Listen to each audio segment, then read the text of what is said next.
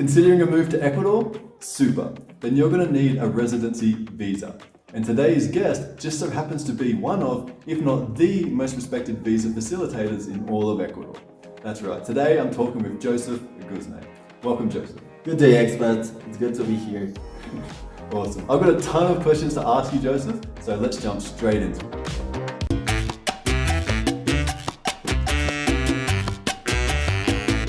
And for those that don't know you, Joseph, do you mind just giving a quick 30-second overview of your background? I know that you did live in Cuenca at one point, but I think now you live in Quito. Of course, Jason. Yeah, I attended university here in Cuenca and also in the United States for a year. I've been living in Quito for over 10 years and I work with people from all over Ecuador. So if you're not in Quito, but you want me to take care of the visa process, you can just send the paperwork to me and I will take care of every step on the process until your visa is approved. And I've had over 5,000 visa applications that I processed and from people from all over the world. Awesome. And I've always been impressed with your English. Is that where you learned it, in the States when you were there? Well, I took some classes here in Ecuador and then when I went to university in the United States, of course, I improved my English there. That's a good compliment, thank you. Awesome. So I'm sure we're going to learn a ton of information, but if you still have questions towards the end of the video, I will show you a visa eligibility calculator that we've pulled together, so please stay for that. And also please feel free to like this video if we've provided some value for you. Ecuador has 5 or 6 main visa categories that are popular with expats that want to move here. Joseph, do you mind giving us a quick overview of the most popular visa types, including some of the differentiators for these visas? Of course. I think one of the best visas is the professional visa, because to be able to apply for the professional visa, you need to have a university diploma. It could be an associate's degree, a bachelor's, which most people have, it could be a master's or a PhD. So if you have a university diploma, you're eligible to apply for the professional visa. And the process is, you need to get the university documents, and we have to register your university diploma here in Ecuador with the Senate, which belongs to the Ministry of Education. The process to register is complicated, but I'll take care of that for you. And I can vouch for that. My professional visa was a real pain in the ass to deal with Sensic. It took a lot of emails, backwards and forwards, but we eventually got there thanks to the help from this guy. Well, the process has improved too, because in the past, the Senate used to have a list. So most people know about the list, but that doesn't apply anymore. Now if you went to university, regardless of what university you attended in the world, as long as you have the university diploma and the transcript, it is possible to register a diploma in Ecuador. And once we get those documents, register the documents here in Ecuador, we can apply for the professional visa.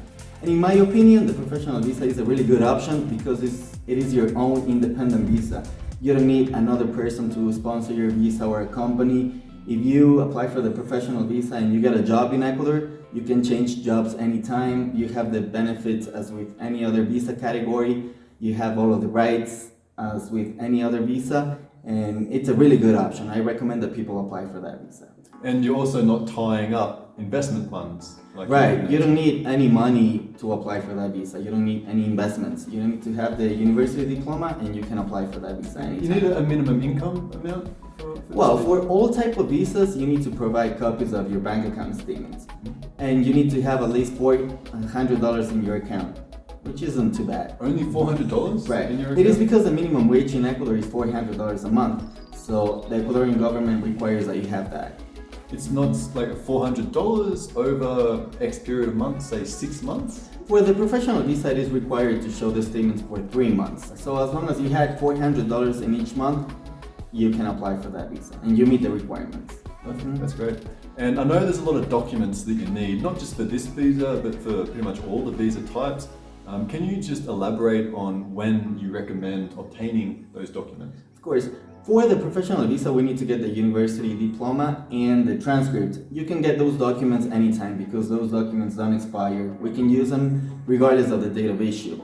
And for all type of visas, you have to get your criminal reports, which I recommend that you get those last because the criminal reports are only good for 180 days. So you can get, a couple of months or a few months prior to moving to Ecuador so that the documents are valid by the time that you come to Ecuador and apply for the visa. That's awesome. That makes a lot of sense. So you heard it. What you want to do is get all of your documents apostilled and sorted, except for the police records. Do that last because they are very time sensitive. Yes. So now we're going to talk about the retirement visa, which is a really good visa option too. There's a lot of people that decide to retire and move to Ecuador to enjoy life. So if you have a retirement income, you can apply for the retirement visa. All it is required is that you have a retirement. It can be from any source, it can be from your job, it can be from the government, and regardless of your age, you don't have to be a senior to be able to apply for the retirement income. There is a lot of people that retire early and they have the income and they can apply for this type of visa. Right, that's super. So I've seen the retirement visa is a really good option if you have the funds, but what happens, for example, if a couple is retired and they want to move to Ecuador, but only one of them meets the requirements for a retirement visa? Well, if a couple comes to Ecuador and only one of them has the retirement, it is a really good option because you can have the retirement visa for you and you can have your spouse as your dependent. And both of them have the same benefits and the same rights. There isn't any lack of rights because you have a dependent visa. Okay. If a couple comes and both of them have the retirement income, then I recommend that you apply for your own independent visa. It's always better to have your own visa and you don't have to be supported on your spouse's visa. I understand. So you say there's no drawbacks to being a dependent. I have seen some things like with time out of the country as an example. Well, in Are the there any past, differences? in the past with the previous immigration law, people with dependent visas, they had the 90-day limit travel restriction. But now, since February 2021 that the law changed, all temporary visas issued from that date on don't have any travel restrictions. Okay. So you can come and go out of the country as you need while the visa is valid. Since the visa is good for 2 years, so there's no travel restriction during those 2 years. Perfect. And what's our next visa type, Joseph? Now we're going to talk about the investment visa. There's two options. You can either apply for the investment visa on real estate or a certificate of deposit. So if you come to Ecuador and you invest on either real estate or get a certificate of deposit for at least $40,000, then the investment visa is for you. The good thing about this visa is that you only have to invest $40,000 per household. So you can have your family as your dependents only with one investment. That's great. Yeah. And so I know a lot of people opt towards the certificates of deposit. Do you mind elaborating on why they can be an attractive option? I think it is because when you get a certificate of deposit, you only have to log the $40,000 to apply for the investment visa. The interest that you get from the city can be deposited into your account, and that's a source of income for you to spend in Ecuador. And you can choose how you want the interest to be paid. It can be monthly, every 3 months, every 6 months, or when the CD matures. So that money isn't locked up. So your initial 40K is locked up for that period of 2 years, Right. but the interest is not. Right. You can spend. Correct. And you know something good? That in the past you needed to have the money in the bank for as long as you had the visa. But now with the current law change that happened last month, now when you become a permanent resident, then you can access the funds. The ministry You can access the money. 40,000. Yeah, you can access the 40,000. So that means that you need to have the 40,000 in the bank for a little over 2 years. Because first you get a temporary visa for 2 years, then you renew the visa and you get the permanent, the indefinite visa, and once you become a permanent resident, you can access the funds. Or if you invest in property, then once you become a permanent resident, the ministry frees the lien on the property. Okay. So you can theoretically sell it after 2 years. Right, yeah. That's a really good option too. And he doesn't have any travel restrictions as well, so you can come and go as you want while the visa is valid. We're about halfway through the different visa types, and if you're a little bit confused, that's still okay. At the end of this video, I am going to show you how to access our visa chooser calculator, which will really help guide you towards which visas you're going to be eligible for. So Joseph, let's move into the Rentista Visa. Yeah, the Rentista Visa is a really good option too. It is for anyone that has any source of income other than retirement. If you have a retirement income, then you have to apply for the retirement visa. But if you have a source of income from any other source, it could be a job that you have in another country and you're working online and you were able to move to Ecuador and still keep that a job, then this visa is good for you. If you have property in another country that you rent out and you have a lease that shows that you have that income, you can apply for the Rentista Visa. Or if you have annuity or a disability and the government pays a monthly income, then the Rentista Visa is the option for you. So it's pretty much any external income will fall into a Rentista Visa, but in terms of the specifics of those contracts, do they need to mention anything? Like, does the income need to be guaranteed for a certain period of time? Yes, the required amount by the Ecuadorian government is at least $400. If you have over that, then you can apply for this visa. And you need a letter or a certificate from the institution that pays your income, or a lease or a work contract that shows that you have this monthly income. And the document has to have your full name and the source of income, the amount that you receive every month, and of course it has to be notarized and apostilled or legalized by the Ecuadorian embassy or consulate in your country for the document to be valid here in Ecuador. So it basically has to inform about the money that you receive and that you are receiving the money and where the money comes from. So it has to be over $400 a month. Yes. And we need to state the duration. But as an example, in my use case, I have a property in Australia, it's rented out, but the lease, it's only a 1-year lease. And so would that be eligible to apply for the Rentista Visa, or would I need to get that tenant to maybe re-sign a 2-year lease? Well, you need to show that you will have the income for at least 2 years, because you will be applying for a temporary visa that is good for 2 years. So if your contract or your lease says that you will receive the income for 1 year, it needs to have a clause that will say that it will automatically renew, or that if you reach an agreement, it will renew. Or you need to have the contract or the lease for at least 2 years. And also if you have a job, then you need to have the work contract that says that you will receive the income for the next 2 years. Perfect. Very helpful. Thanks. Yeah. And now let's move to the 5th visa type, the Amparo visa. Yeah, the Amparo visa is the dependent visa. If you move to Ecuador and you want to bring your family with you, you can bring your spouses, your children, or your parents, and they can apply for the Amparo visa. You can be the main holder of the visa, and you can have them apply as your dependents. What it is required to apply for this visa is that you bring the document that proves the relationship. So if you bring your children, you need to bring their birth certificate. If you bring your parents, you bring your birth certificate. If you're married, you have to bring your marriage certificate with you to show the relationship. And common law marriage is okay? Yeah, it is. You can have civil unions as well. It is acceptable to apply for the dependent visa. What a lot of people ask is about the restrictions with the dependent visa. In fact, you have the same rights and the same benefits as with any other visa types. And also with the previous law, most people ask, if my spouse or child passes away, do I lose my visa? With the current law, you don't lose your visa. Your visa continues to be valid and active.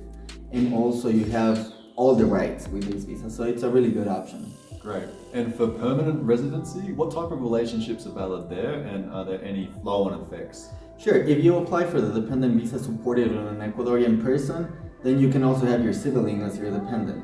So it is more flexible. And with a permanent visa, you're allowed to be out of the country during the first 2 years for 180 days per year. And then from the 3rd year on, it can be 2 years. You can leave the country for up to 2 years. You can come back for 1 day and leave for another 2 years. Awesome. Thanks for covering the main visa options, Joseph. I found it super helpful, and I'm sure our viewers will as well. But before you go, I do have a few questions for you, if you don't mind answering them.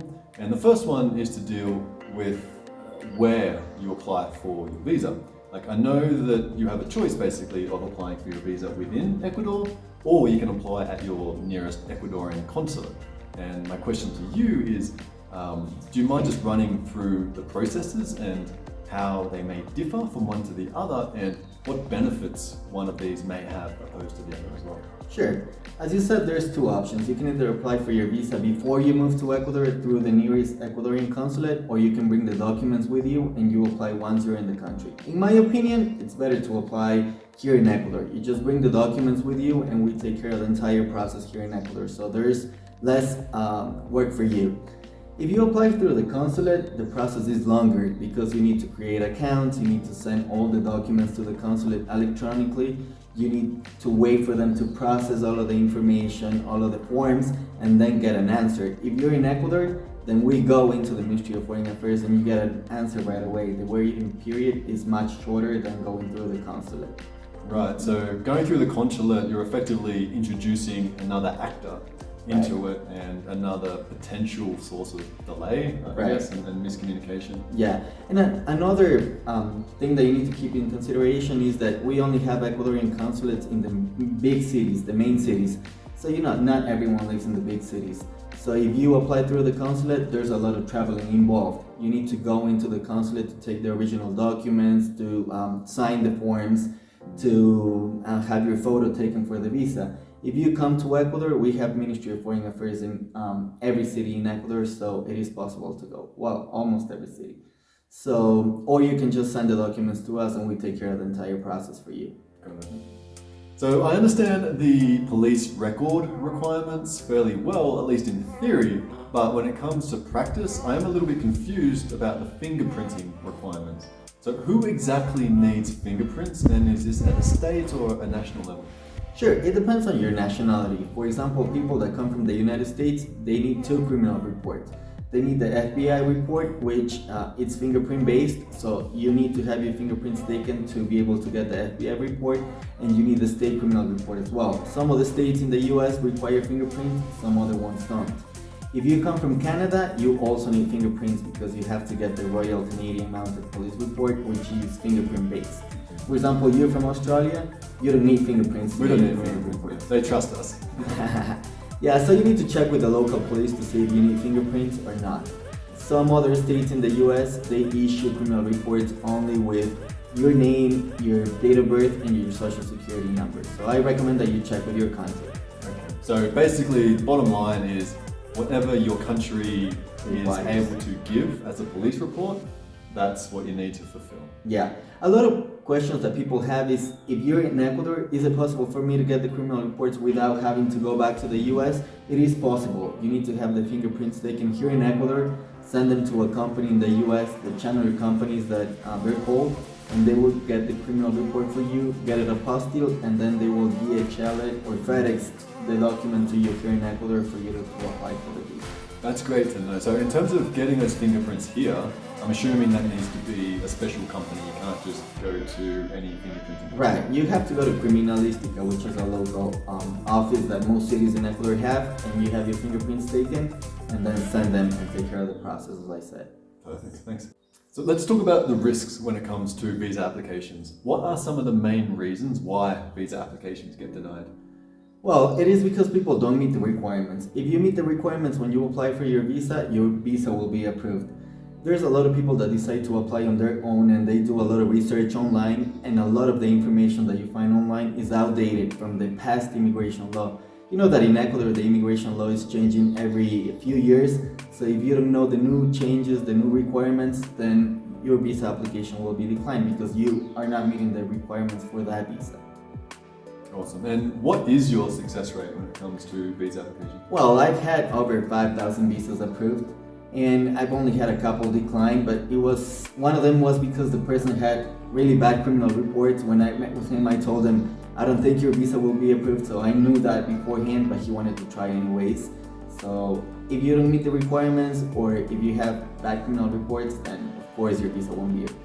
That's a really good point, Joseph. In terms of the criminal reports themselves, so you don't need to go into details of this particular case, but like a small misdemeanor is okay. Like where does that threshold sit? Yeah, and a small one is okay. Or if you had something happen to you many years ago, you know, there's a lot of people that when they were young, they had something that shows in the criminal report over 20 years ago, then of course it is fine and you can apply for the visa. If the ministry considers that something that you shows on your criminal report isn't acceptable, they will call you in for an interview, and based on your answers and on the criteria, they will decide if they approve or decline your application. So just as an example, is like a DUI going to be something that rules you out, or is that largely going to be okay? No, that's fine. If you had a DUI for a long time ago, or that's okay. If you had many of them frequently, then it will affect you. Sure. All right, Joseph, this has been really helpful, but is there anything else that you want to add? Anything that we've missed perhaps? I think we've talked about the main visas, but there's a couple of extra visas that we can talk about. One is the work visa.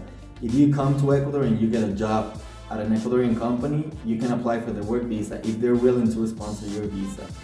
Another visa is the volunteer visa. There's many people from all over the world that come to Ecuador to volunteer at a foundation, organization, institution, and you can apply for the volunteer visa. This one is a good visa if the company is willing to sponsor your visa because it costs half of the price. So you need all documents from And that that company. sponsorship process itself, is that difficult, or can most NGOs fulfill the requirements? Yeah, most people have all of the required documents. We need copies of the constitutional documents of the companies, which most companies have. We need just documents that prove that the company has paid their taxes, doesn't have any debt to the Ecuadorian government, and that's basically it. Got it. And do you help with these types of visas as well? Yes, I help with any type of visa. So regardless of what type of visa you want to apply for, you can contact me and I'll be happy to assist you with the process. Awesome. And does that include the tourist visas for nationals from countries that actually need those visas before they enter Ecuador? Yeah, there's many countries that require a visa to come to Ecuador, and I can assist with that process too. The process has to be done through the consulate in their country or the closest consulate to their country to get the visa, so I can assist with the entire process to get a tourist visa before moving to Ecuador. So yes. Awesome. Thanks, Joseph. That's been very helpful, Joseph. Thanks for taking the time to come and talk to us today. Now, if you are a little bit confused still about your visa options, then go check out the visa eligibility calculator on our website. All you need to do is answer a few questions, and it's going to spit out the different types of visas that you may be eligible for. So go check this out. I'll provide a link in the description below. And of course, if you are considering using a facilitator to help secure your Ecuadorian visa, you'll be hard pressed to find anyone that can cut through the mountains of red tape like Joseph can. So you can send him a message directly from his page on our website, fill in the form, and that will go directly to Joseph. And that's all for today's video, guys. So thank you very much, Joseph, for coming. It's been a pleasure. Thank you, Jason. It was a pleasure to be here. Awesome. Thanks, guys. Bye. Ciao.